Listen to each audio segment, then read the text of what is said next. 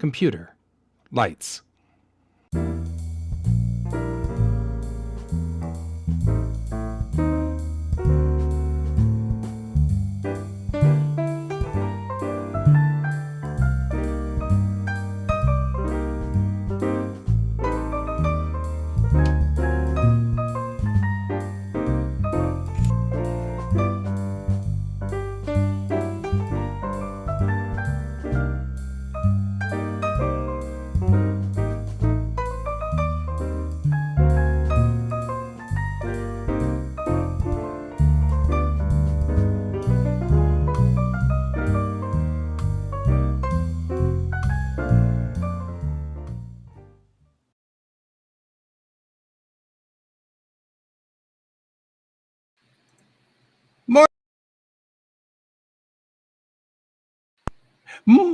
Morning, everybody. Morning, everybody. I have to push all the right buttons here. There's like a zillion little buttons. And welcome to the show. And you can see down here we've got Pepper, who's sort of getting organized there. There he is. I'm not ignoring you. You see my hands. If they had a puppet, it would be hilarious. Therein lies the rub. Okay, so what we're going to do is today is Watercolor Wednesday. So I am going to switch us over on Friday, which it even says Watercolor Wet Friday. So now all I got to do is figure out how to get my pages open on my phone. And I'm going to move over there to the desk. And in the meantime, we've got, what are you doing over there, my friend? What kind of trouble are you causing? I have a book out. I want to say I also got brand new, snazzy, new watercolor paintbrushes. I want to say I also got brand new, snazzy. Oh, I'm hearing that. Hold on. Oh, this is cute. This is nice. There we go. My phone was like, I will turn the volume all the way up, and then you cannot turn it down. And I was like, no, okay. Don't do that. Don't ever do that. Never do that again. So these are watercolor. Yeah, so I've been trying to figure out when the right time was to get new paintbrushes. And so I have a plethora of a bunch of new ones, but I basically went to the store and was like, all right, I need to get something that I'm accustomed to, but I've been having a lot of problems with my natural hair brushes as of late. I don't know if it's because we live in Colorado and natural hair brushes want to break down sometimes, but the synthetic ones seem to last a lot longer. So this is like my second, or I guess my first time like purchasing better quality, because I've been sticking with something that's a little bit lower end but easy affordable for a very long time. Right. So I'm going to be using these paintbrushes that you see here. Which are important. Yep. All right. I am going to make textures for backgrounds. Oh, sweet. So I'm putting paper down now, and I'm going to charge up my watercolor system. And that means that I'm going to go put water in my water buckets and things. Way ahead of you on that one. Yeah, I am behind the curve today. Seriously behind the curve. That's all right. That's all right. So we should also note that this is a short show today. So we're only going to be running until 10 o'clock today because we've got meetings and stuff. Yep. But I don't know what happened to my water bucket.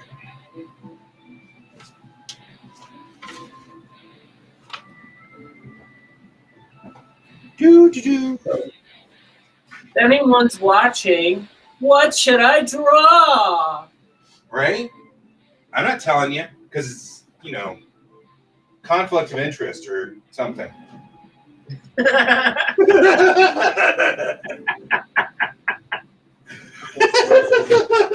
Isn't that a great cop-out? Isn't that beautiful?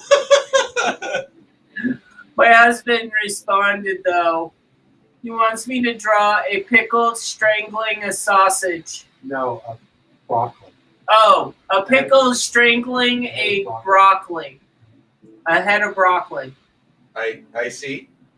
Angrily. I'm not sure if I'm worried about this or not. I don't know. I don't like that. He doesn't like broccoli. I love it. And he loves pickles. Fair. Absolutely fair. Although the pickle strangling the sausage, that sounds like an X-rated thing I shouldn't draw on the show. I feel like that, somewhere along the line that becomes some kind of joke in and of itself. Yeah, but like oi with the poodles already. Yeah, my paint puck is somewhere else. I'll be right back. I gotta go get my paint puck.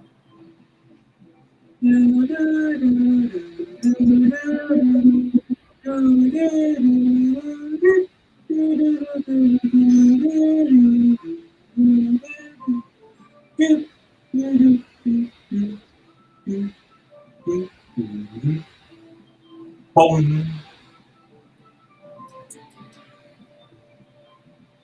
I cannot read your text, unfortunately. I have to get up and look at my computer.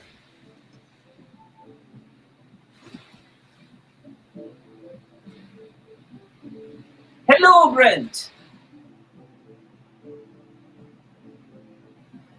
I was saying that this would be funnier if I had a hand puppet. I don't know how I ended up with my paint puck downstairs. It's so weird. I blame George. Right? That's why I always blame.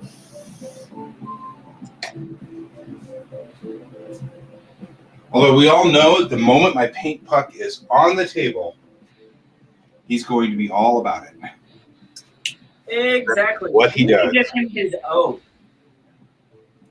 Right? Exactly. Well, he doesn't actually like the paint puck as much as he loves to bite on the paintbrushes. Because with a paint puck, we put the paintbrushes like this, and they stick out like that. And then he's like, oh, that's awesome. I will have no choice but to chew on the paintbrush. It's like, just leave it alone. Pest. Yeah. Leave it alone. Leave it alone. I'll get some paper towels. Really should use some of these paper towels here. Already pre-molested by the cat. Yeah, I see you over there. He is determined. He's already starting to move around. He's like, oh, hey, I noticed water. Take this guy down. Good morning, Brent.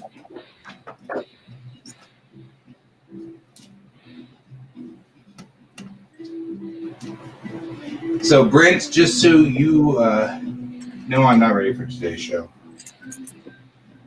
This is actually the first time that I've gotten all the watercolors out since I came back from Texas.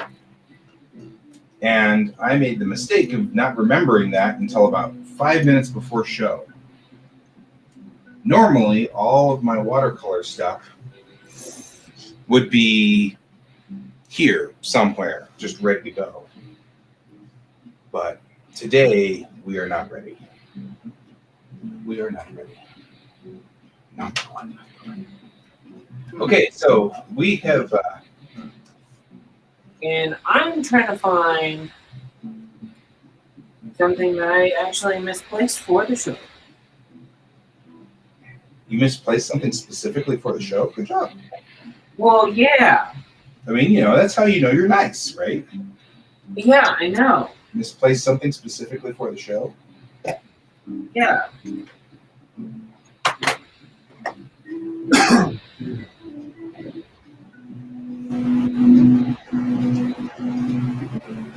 You know what? I think I know where I put it.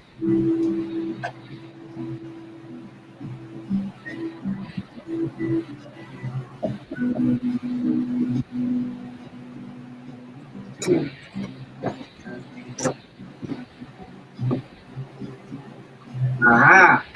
So, Brent, I don't know if you heard the early on, we're going to have a short show today because Bill has a meeting, and I have a yard guy who's coming in to cut down some trees that have been growing rather prodigiously into a spot which will ultimately damage the house. So we're going to have to cut down the tree. When we moved into this house 10 years ago, there were 2 little teeny saplings in the backyard, and one of them is right by the back patio, which my house is sort of built a little bit on a hill, and the back patio has been kind of falling down the hill, and it kept doing so until this sapling got in there, and now it doesn't anymore, and so we're going to keep that sapling, but the other sapling has grown into a spot now that is threatening the house, so that one's going to have to be cut down.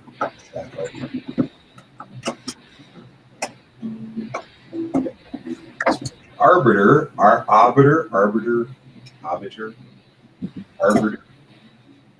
going to come in here and settle the dispute between me and the tree, and then take the tree away. Maybe it's an arborer. You have it correct. It's arbiter. So, okay. So, just to let you know, this is the primary palette that I came up with the addition of one right here, which is my pink skin color. Pink skin. Yeah. But This is everything totally else an Andorian is primary colors. I'm just saying your paint is an Andorian paint by nature. This is something your husband gets, but you probably don't. Inside joke. I'm good. Okay. Okay. And I'm testing out my new paintbrushes for y'all. Yay! I'm going to start out with this big boy. I got another 10.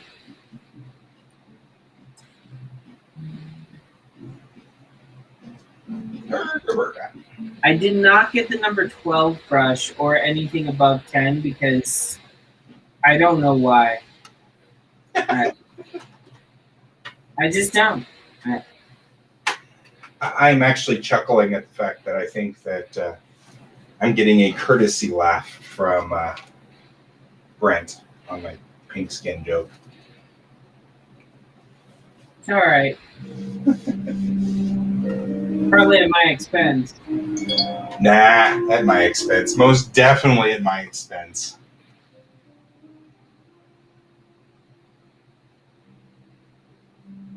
My wife forgot her work phone today, so I'm on my wife's work phone detail for today. Well, that's a thing. What? I just pulled out my paints and noticed that the silver has come out in a block. Yes. Due to Colorado's dry type sensibility. Yes. Metallic or mica-based paints will clump bump and dislodge easier. Even yours is kind of shrunk.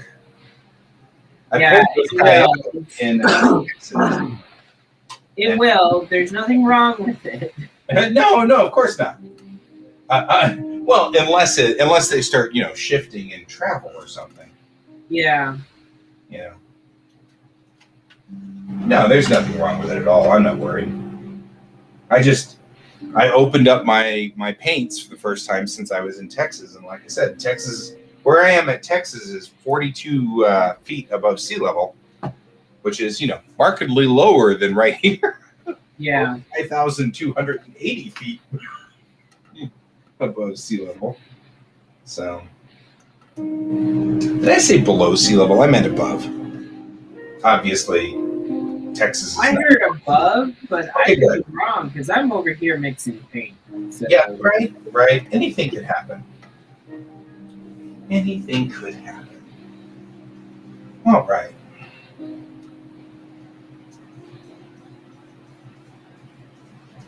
I'm just going to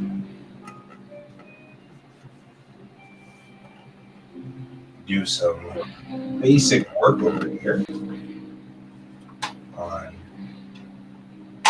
making Trekkie jokes over there. Nothing wrong with making Trekkie jokes. Yeah.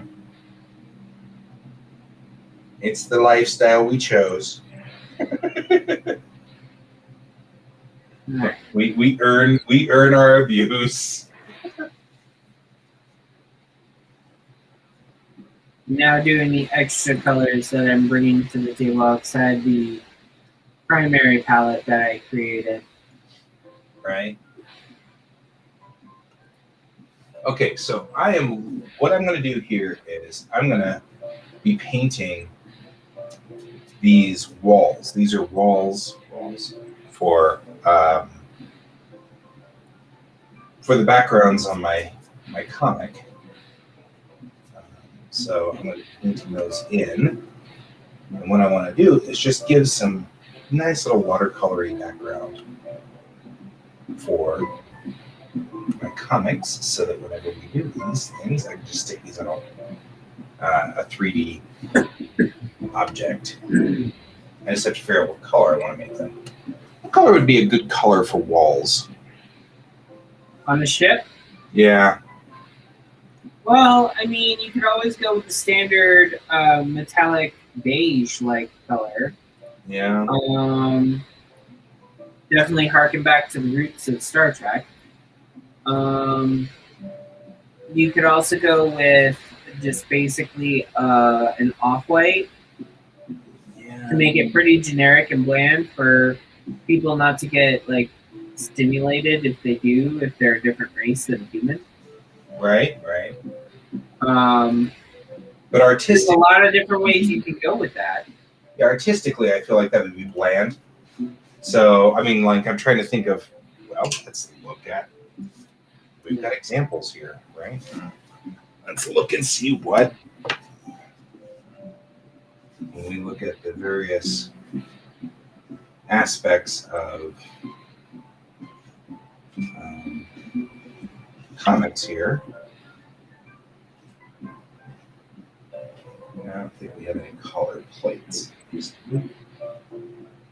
have a couple of color plates, but not from inside the ship. But we do have a few here.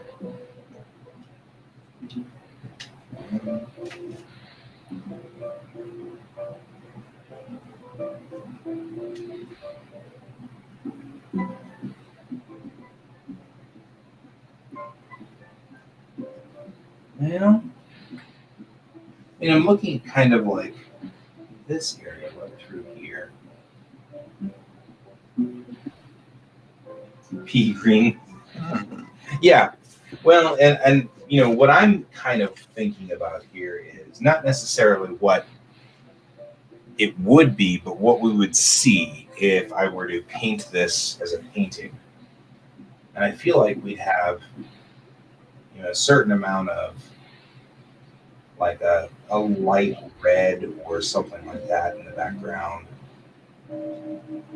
Something that kind of, it's not a direct color, it's kind of an indirect color.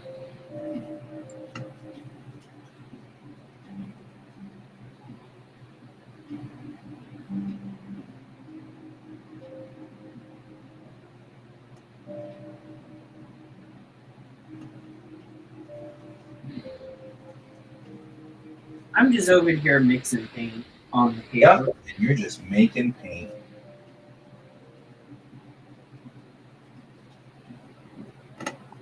Which is fine. I'm just kind of going through here and making a sort of a watercolor-esque background for this. It'll be fine. Hey, you'll be fine. You'll be fine.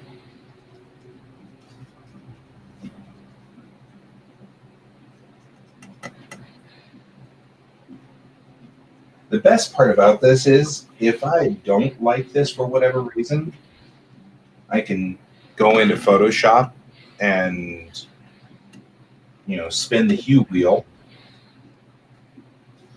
and come up with whatever color I want. Yeah.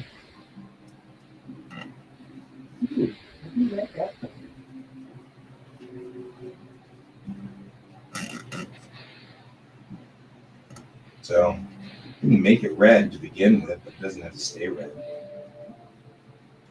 Well, what I find is I mixed my two reds on this primary palette, and I get this weird neutral red that reminds me of a fire truck. Fire truck.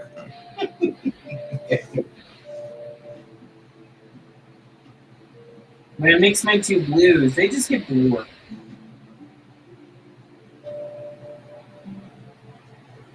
Right?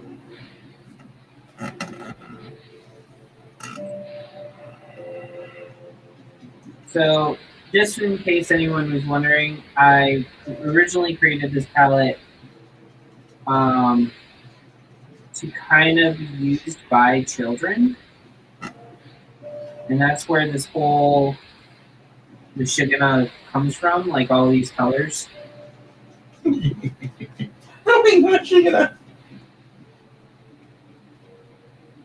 What?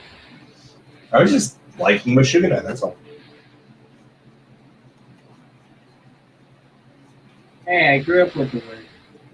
I was going to say, my bestie is Jewish, so I hear all of these words all the time. Cracks me up. Yiddish is sort of a second language that I never learned. But, you know, you get from context all kinds of stuff.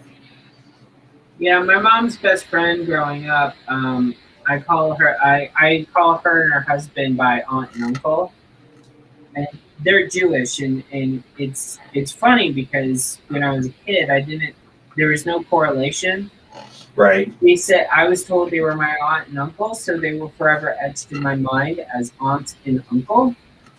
Yep. That makes sense. And so when I mentioned I had a Jewish aunt and uncle in a Catholic school, like Became sort of a thing. Yeah, it became like I almost became like a butt of a joke, I think, because people started laughing after some kid like screamed something out, and it was super weird for me. It was very surreal, but it was also in a religion class right after they had basically said that everyone but Catholics will be going to hell. So, you know, there's that. Yeah. Be sure to convert everybody. Huh? I said, be sure to convert everybody. That's the important. Yeah, that's pretty much what it is. That's the one thing I don't like about organized religion is they always try to convert people who aren't their religion to their religion. That's an issue. Like I'm not a big fan of that. No, me neither. I think religion's personal. It's your own thing, man. You do you, boo. Yeah. It is. Whatever you are is whatever you are. I mean, you know, everybody should be Trekkies, but you know, that's I'm not judging. Hey, I mean, we had a discussion the other day on how much religious aspects are incorporated into Star Trek. Right. So, I mean, they're there. I like it. Now, let's segue to something else because I believe we're on a topic that no one likes talking about. Mean Star Trek? Everybody's talking about Star Trek. I'm always talking about Star Trek. When would I not be talking about Star Trek? I don't know. I mean, the day I stop talking about Star Trek's the day I die.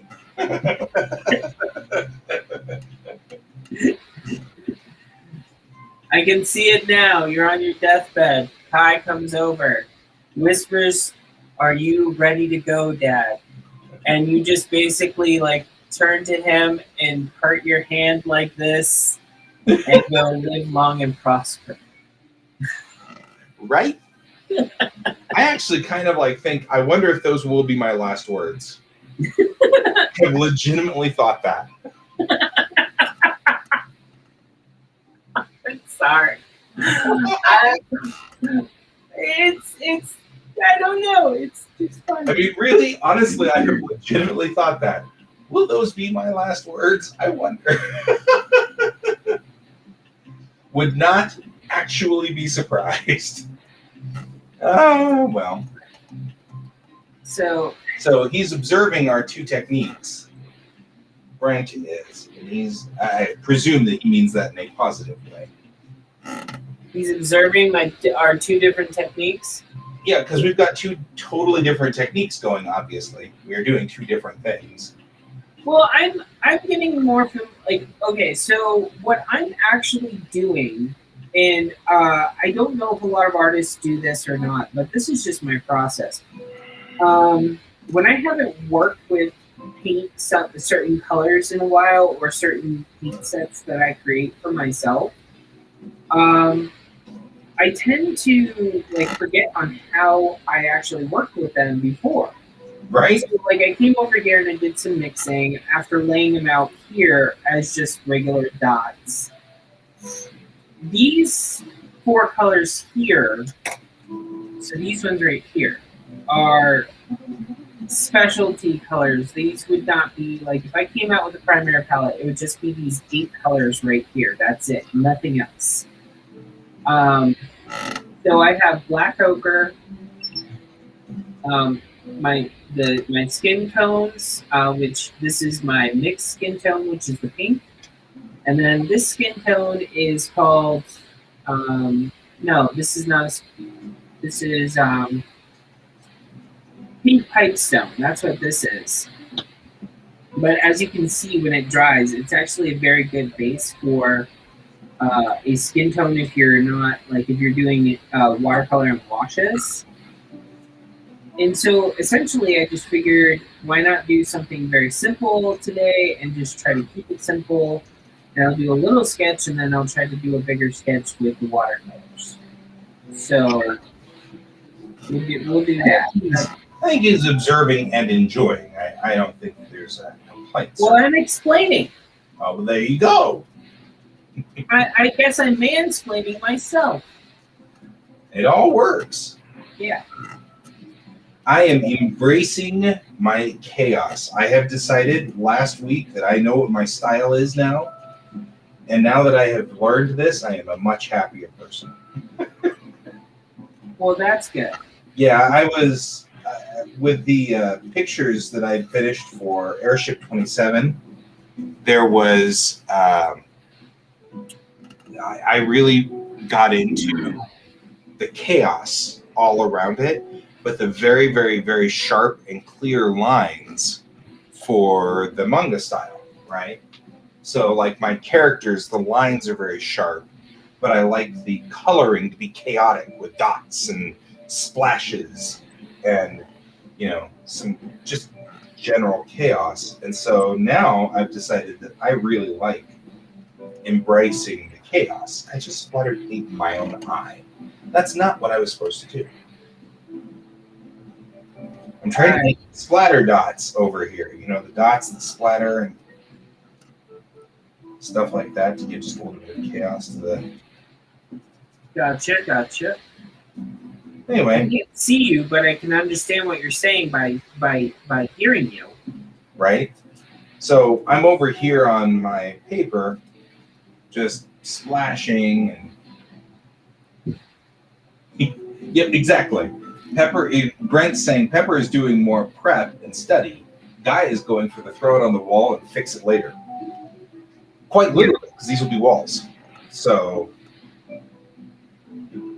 Well, these are dry enough where I can press my hand on and not get paint on it. Yay, that's always a plus. I'm trying not to splatter paint in my eye. I'm really serious. I think this is I think there's a certain amount of just chaos that is part of my style, and I just have not embraced it until recently. So this is me going, hey, splatter. All right. So I still throw this idea out because I don't think I really want to do a broccoli being strangled, a head of broccoli being strangled by a pickle. It seems like a VeggieTale thing that has gone horribly wrong. So if you guys have any suggestions, let it comment, and Guy will let me know what I'm supposed to be drawing. Yep. So Brent, if you have any ideas out there.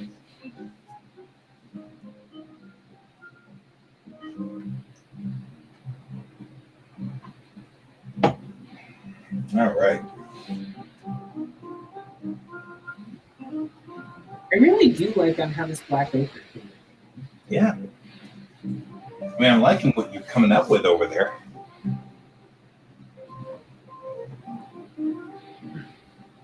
It's looking nice. Food fight. I don't know. Brent just said food fight.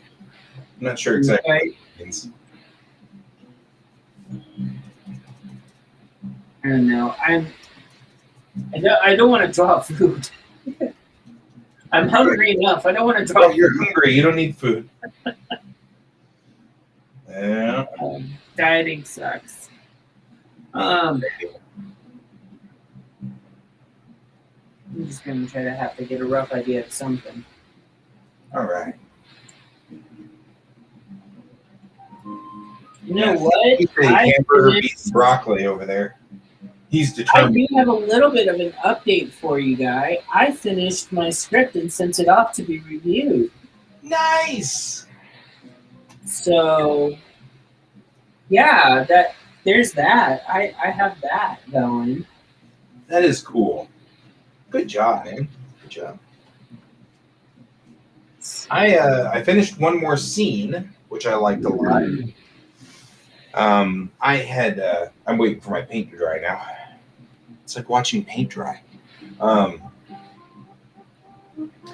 I have a scene that I added in that allowed me to sort of figure out what this first book is going to be, because I had some great character scenes, but it was a lot of, what does that have to do with a plot, you know? And so I had to find a good plot for the first issue, because it can't be too complicated, because there's a whole bunch of, introducing characters that I have to do and introducing world, especially since some of my world now is really radical. So really radical? Are you adding the life forms already? Yeah, I mean, like the first opening scene is between an AI and the captain. The second scene is between the new AI and the new pilot. You know what I mean? So it's like we're already sort of establishing that, and I had to establish with that they were not treated differently; they were treated the same. So I have to really, establish those scenes very well. And then I had a third scene where the new pilot meets the XO of the ship, to establish that the pilot is that sort of nomadic gypsy group or whatever. So she's sort of treated differently by people, but the XO is like, you took an oath, I don't care. Sort of establish that. Yeah. And now I'm on to the next scene, which is the captain talking to the admiral, and the admiral's like, I'm putting you on picket duty. She's like, what? So that gave me a plot. So I'm happy now.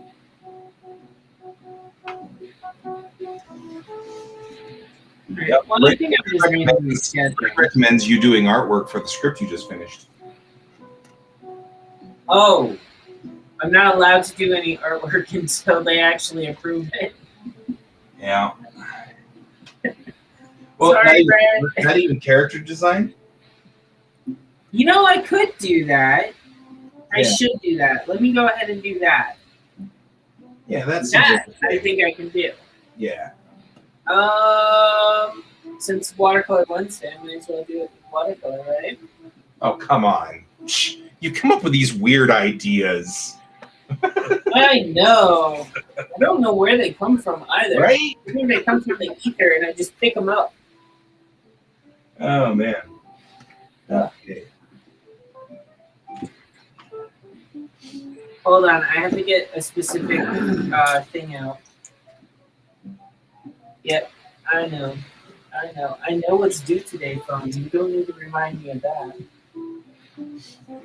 So I also yesterday pulled my screen door. My screen door had been thrashed by the previous owners of this house. They had cats, and the cats tore through the screen door. So the entire time I've been here, which is what, 9 years now, I've not used the door in here very much. Okay. I want my cats to go out. So I finally yesterday pulled rubber grommet out of the screen door and pulled the screen out, and I went to Home Depot and bought the super armored screen door screen. Oh, the cat-proof one. Yep. So I'm going to put that in today in hopes that I'll actually be able to open my, because there's no windows in my office, just this huge sliding glass door. So there's no way to open a window in this room except to open the screen door. And so what I've been doing is opening it, you know, 0.9 cat heads wide. You know, Gotcha. so cat can't stick his head through it and get out there. Well, I mean, that's actually the thing in my book, so... Colton, it's cool, bro. We can catch you next week on Wednesday if we actually get our act together. He's not joining? Wednesday. Colton's not joining us? Colton just got up. Which scoop? Okay. See, there's no urgency here. Well, maybe for you, but like for me, I was kind of looking forward to a bunch of stuff. Yeah, it's all right. We got to end early today, Colton. We got to end early. So sadly, we're gonna be cutting our losses in about 15 minutes or so. So don't worry. Don't worry, bro. You never actually explained. Like, do you have something to do at like 11 at 10 o'clock? I've got the arbiter coming in. Remember? Ah, yes. They're gonna start cutting down my trees in my backyard, so I gotta go out there and make sure they don't cut down the tree I like. Ah, yes, that is actually. I also have to ask him. About our apple tree, because we had this beautiful apple tree in the backyard, and it bloomed and made gorgeous apples the first year that we were here. And ever since then, we pruned it back, but I think we screwed it up when we pruned it back because it's never made apples since. Mm. So I'm going to ask him what's wrong with the apple tree. And so, you know, in other words, I've got lots to talk to the guy about when he gets here, so I can't really, I gotta go too. So it's not just Bill. So Bill doesn't have to feel bad that he ended up canceling the show. It's not his fault. Oh, you probably would never actually say that it was his fault. Never actually what? He'll probably never say that it was his fault. Yeah, well, it's the thing. So. It was his meeting's fault. Right? It's his meetings. Yes, Bill? The meetings. No? You don't agree with that, Bill? I don't think there's fault to be applied. As Bill just said, no fault is needed to be applied.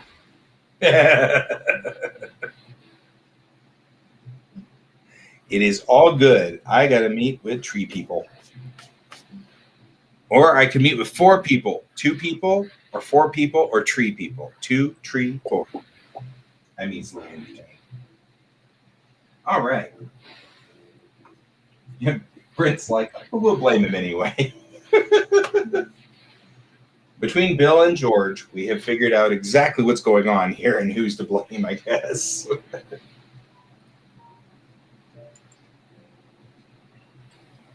So just for everyone to know, so that they understand what I'm doing, as far as drawing goes.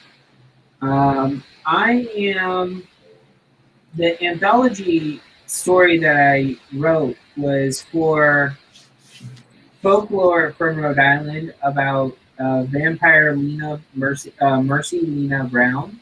Oh, yeah. And so what I'm doing is I'm just basically doing the roughs and then I'll probably do some of these colors that I have out. We cut short. I'll just go back to it later today. She died in 1892. She was in her early 20s, most likely of tuberculosis. But she died in November. And so the ice-like or freezing-like conditions kept her body in a state where it never decomposed. And so when they went into the mausoleum to check her body against her two other family relatives that had passed and they exhumed from the ground, they thought she was a vampire. Yeah. Because there was blood still in her heart, and she still, it looked like her hair grew and her nails grew. The traditional things that happen when the body starts the process of decomposition.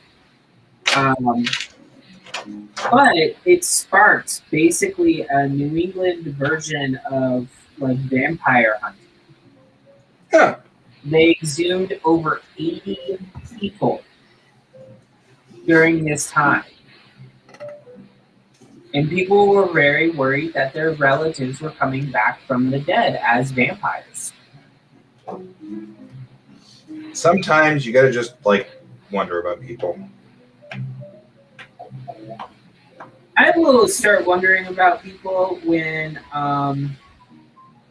forever. Right. I mean, I wonder about Bill all the time. Exactly.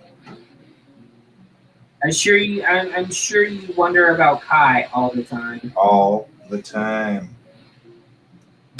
My wife too. It is the nature of things.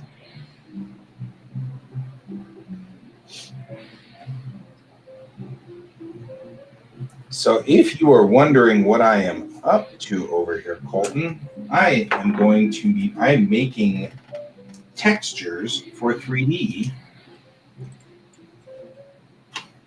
And these textures are, what I'll do is I'll scan these in and then apply them to backgrounds. So Brent says he wonders about him. He's lost in a sea of artists.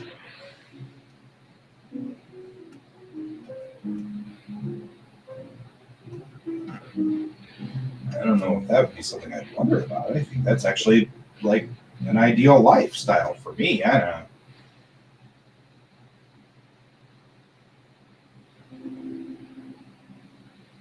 Honestly, that's kind of my life.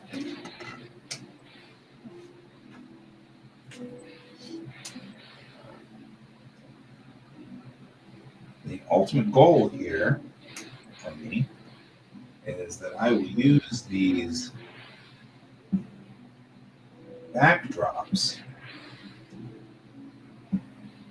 in my comics, and I'll be able to do various things with them. I will, once I've got the watercolor texture on them, then I can use them for various things by applying different graphics in black pen we'll see that on Monday or Tuesday of next week, because I will be starting to do this. Now that I actually have a working script coming in,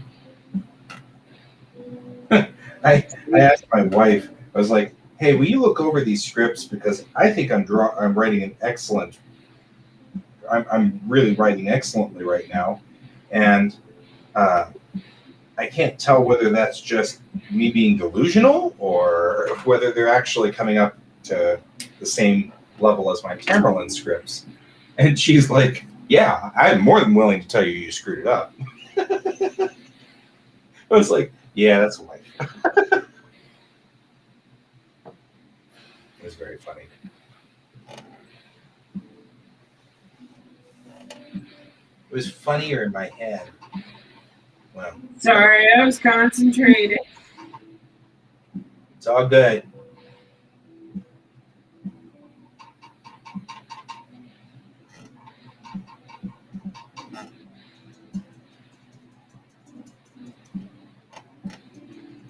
So I also have 2 commercials in my written into the comic.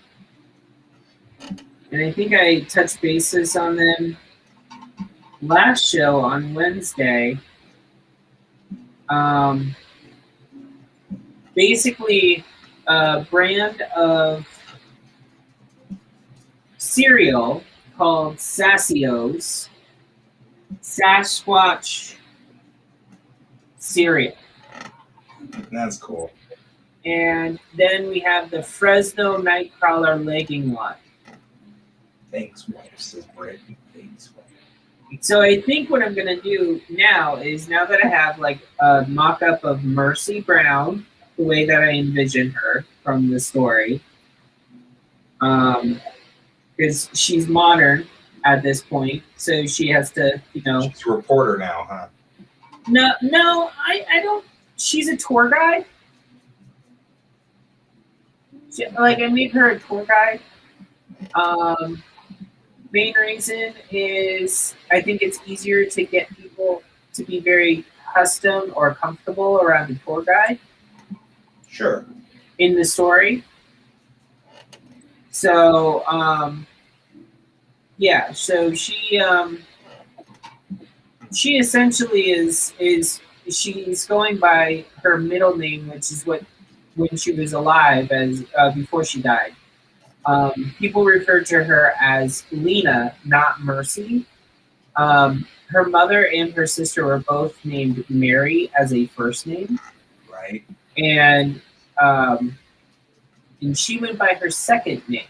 I'm not sure the reason why. No one really went into that part, but everyone that has anything written in kindness from that time period always refers to her as Lena. So yeah. But I was just making a joke, Mercy Brown and Murphy Brown. Oh, well, I mean, I did kind of draw her similar to Candace Burden. Yeah, I was going to say, you could take her like Candace Bergen is. Yeah. I'm still not used to drawing like from an up angle. I'm like looking at it now and I'm like, oh, she looks like she has an alien head. Yes. I love angles. They make me cry. That's really what it makes. Yeah. Let's do the Fresno Nightcrawlers leggings. There you go. Kind of getting some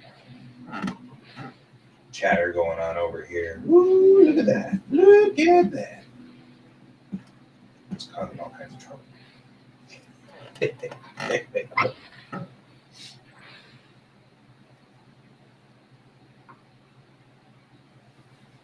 There we go.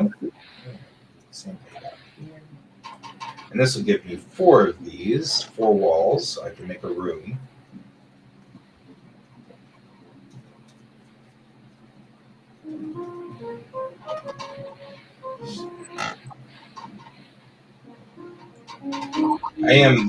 I've been feeling really good about these scripts that I've been writing.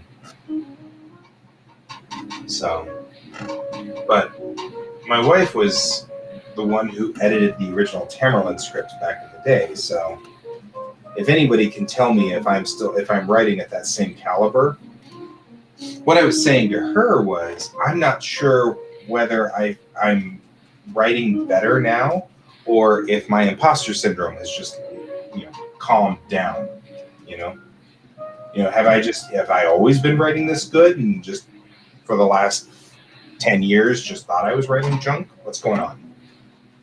Oh, I had a big thing of yes, well, I had a big thing of imposter syndrome like last night, talking to someone,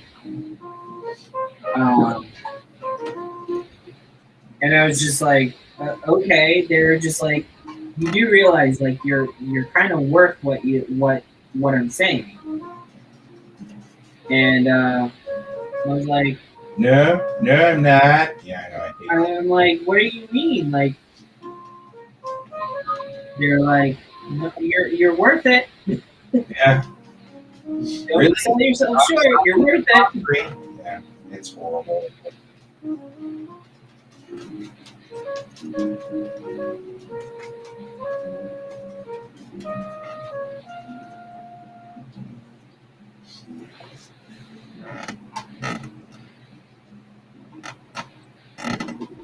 All right.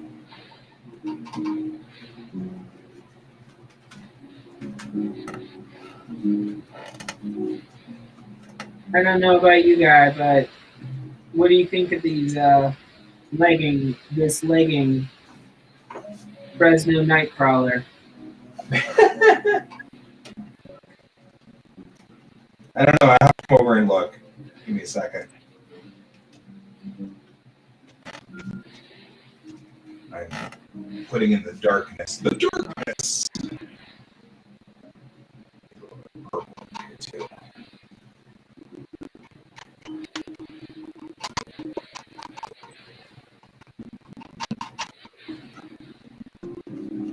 Hang on real quick. I'm putting the purple over on this side.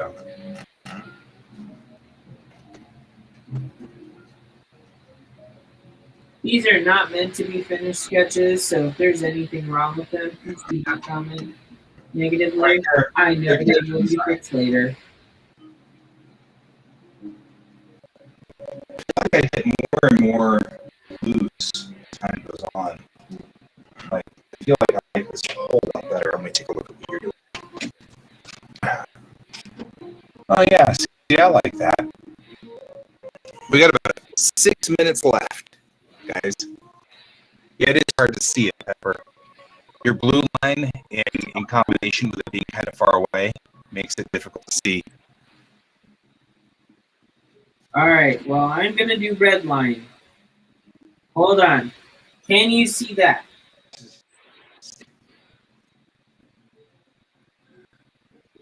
Maybe. Let's see if I can see that. Yeah, the red line's much better.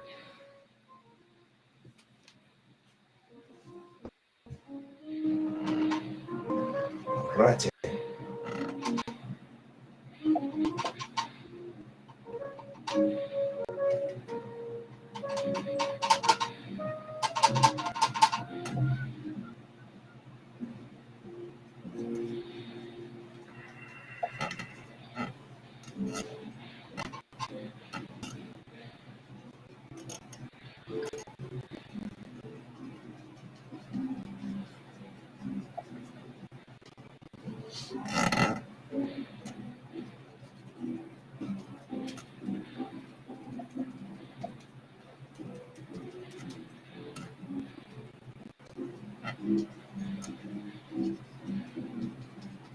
I want to say that this Nightcrawler works on her gams. There you go. Working on her games, man. Keep those games a-going. I think she does. She works on them like, what is it? Tina Turner. Right?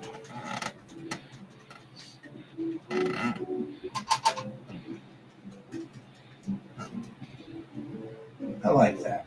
That is so very chaotic. Wonderfully chaotic. All right. I think we are at a stopping point. Yeah, Brent can see it better too.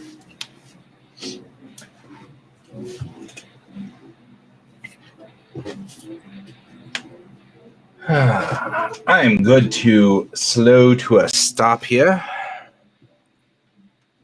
I'm almost at that point.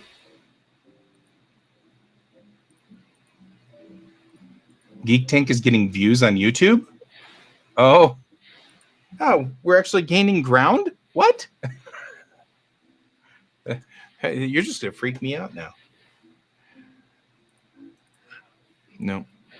Ring camera. There we are. Monitor's not doing anything. So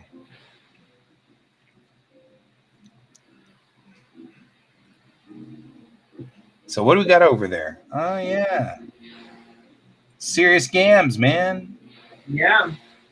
Well, Fresno Nightcrawlers, that's all they are. Right? Is the lower half extremities. So just Gams. Yeah. And then I'll try to do Lena in the short amount of time I've given myself. Yeah, last night after the show, Brent, after Geek Tank, Troy and I were talking, and we realized that Troy was the only one who had a certain number of our interviews, and I have never seen them. Like I interviewed Walter Koenig, and I never saw that interview. So he was like, "What? You've never seen it?" And I'm like, "No, it's you were working on it." And you never uploaded it, and you never finished working on it. And so I've never seen my own interview with Walter Koenig, which was pretty funny because that's the one where he, I said, I'm here with Walter Koenig, who starred as Chekhov in the original series of Star Trek. And he goes, 30 years, and all I have to show is some second-rate show. And I'm like, I'm crashing this interview. And he was just screwing with me. But, it was really funny. So, but it was like a horror moment for me. And I'm like, and it's all on film if I can just find the film, And so it was pretty funny. Anyway, so I was like, I've never seen it. And so Troy and I started uploading things to YouTube last night. But we put them as private so we can finish cutting and editing and all that stuff. But I loved him as Bester as well in B5. Mm-hmm. I actually did say Chekhov in Star Trek and Bester in Babylon 5 before he started the 30 years of television acting and what do I have to show for it, Honestly, he was in a movie called Moontrap, and it was horrible.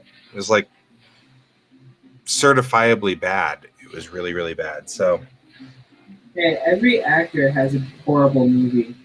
Yeah. Okay, well, we're coming up on 10 o'clock, and I want to clear out before everybody shows up. So, all I did over there was walls, which was fine. So hopefully we will have Colton next week on Wednesday. Colton, I'll give you a heads up earlier. Like I'll give you a note Tuesday night so that you can remember and stuff. So anyway, it's a short show today, but that's okay. We'll be back next week. And I will see you next week, and I'll see you later, Pepper. You can go ahead. You can just disconnect whenever this is over. So you don't have to hang on after the show. I'll just see you next week. All righty. Okay. And for everybody else, keep your eyes in the stars. Bye-bye.